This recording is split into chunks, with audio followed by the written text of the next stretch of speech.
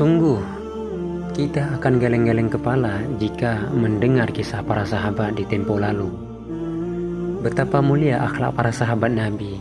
Mereka hidup bersama Rasulullah SAW dan mampu meneladani peri kehidupan beliau. Rasa cinta mereka kepada iman dan Islam melampaui urusan dunia. Pada kesempatan ini kita akan mendengar kisah sahabat Rasul, mantan perampok yang bertaubat. Bahkan wafatnya sudah diprediksi oleh Nabi. Namanya Abu Dzar Al-Ghifari. Sosok ini memiliki nama asli Jundub bin Junadah bin Sakan.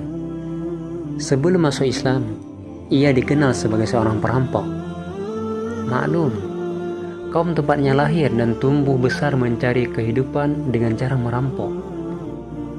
Namun, sejak kecil hingga remaja, Jundub cenderung pada kebenaran. Ia membenci praktek ritual penyembahan terhadap berhala-berhala. Karena itu, begitu mengetahui adanya seorang nabi di tengah bangsa Arab, ia pun langsung menuju ke kota yang dimaksud. Di Makkah, ia berjumpa dengan Rasulullah Muhammad SAW. Dan seketika itu ia menyatakan diri menjadi seorang muslim. Jundub alias Abu Dzar Al-Ghifari dengan setia mendampingi Rasul baik di Makkah maupun Madinah. Sesudah beliau wafat, Abu Dzar dikenal sebagai seorang yang alim dan menjalani kehidupan zuhud. Di masa tuanya ia tinggal di sebuah kampung kecil bernama Rabazah. Menjelang ajal menjemputnya, ia hanya didampingi istrinya yang menangis terseduh-seduh. "Apa yang kamu tangisi? Padahal maut itu pasti datang," tanya Abu Dzar kepada istrinya. Istrinya pun menjawab, "Anda akan meninggal, tetapi kita tak punya sehelai kain pun untuk kafanmu." Mendengar jawaban itu, Abu Dzar hanya tersenyum. Setelah itu, ia meninggal dunia. Tak lama kemudian datanglah serombongan mukminin yang dipimpin sahabat Abdullah bin Mas'ud. Melihat sosok jenazah sudah terbujur kaku dalam kondisi yang cukup menyedihkan itu, air mata Ibnu Mas'ud pun meleleh lebat. Rupanya ia mengenal betul siapa sosok wafat itu. Seraya berkata, "Benarlah prediksi Rasulullah.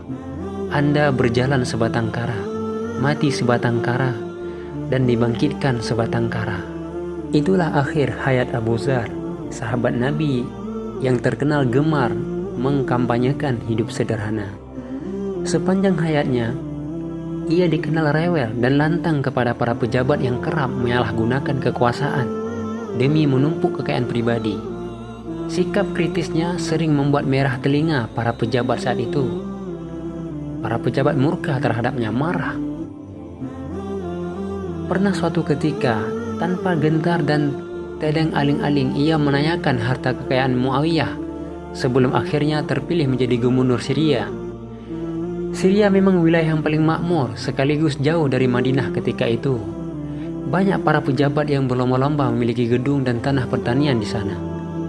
Sambil mengutip Al-Quran surah At-Taubah ayat 24-35, Abu Dzar kerap mengingatkan para pejabat yang bergelimang kemewahan, "Sampaikan kepada para penumpuk harta akan seterika api neraka." Abu Dzar menjelaskan kepada para pejabat. Mendengar nasihat ini, Muawiyah resah. Ia merasa terancam dengan kehadiran Abu Dzar. Ia lalu menulis surat kepada Khalifah Utsman untuk meminta agar Abu Dzar dipanggil pulang ke Madinah. Permintaan itu dikabulkan. Abu Dzar pun kembali ke Madinah. Di kota Nabi itu, ia akhirnya dipinggirkan. Demikianlah nasib para pejuang yang lantang membela kebenaran dan kritis kepada penguasa memang selalu tragis. Sejarah mencatat berupaya keras memperjuangkan nasib rakyat lemah sering berakhir dengan keadaan dikucilkan, hidup seorang diri, mati seorang diri, dan kelak dibangkitkan seorang diri pula. Inilah nubuat yang telah disampaikan Nabi SAW perihal sahabatnya yang gemar hidup zuhud dan lugas itu.